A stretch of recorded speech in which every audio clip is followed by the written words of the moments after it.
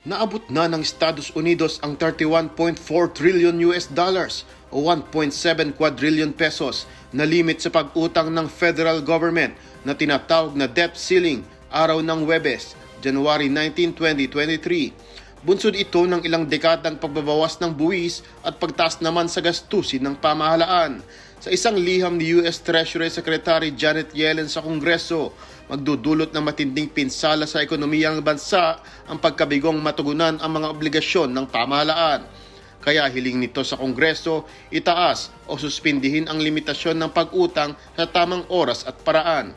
Kung hindi makababayad ang gobyerno sa mga utang nito, maaaring mawala ng tiwala ang investor sa US dollars at magiging sanhi ng paghina nito. Magdudulot din ito ng pagbagsak ng stocks at pagbabawas ng mga trabaho.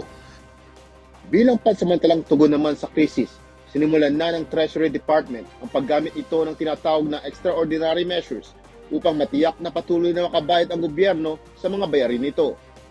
Tulad ng pagpapasahod sa federal workers, pagbabayad sa Medicare providers at iba pang tumatanggap ng kabayaran mula sa gobyerno hanggang June 2023. Kasalukuyang nahaharap ang ekonomiya ng Amerika sa kawalan ng katiyakan kung saan nananatiling mataas ang rate ng inflation. Marami ring trabahante ang natatanggal sa mga kumpanya ng teknolohiya at nananatili ang banta ng resesyon. Hinikayat naman ng financial experts ang mga mambabatas na magkaroon ng kasunduan sa lalong madaling panahon upang maiwasan ang pagbagsak ng ekonomiya ng bansa. Jeffrey Cos, UNTV News and Rescue. Diyos ang aming sandigan, serbisyo publiko ang aming pinahahalagahan.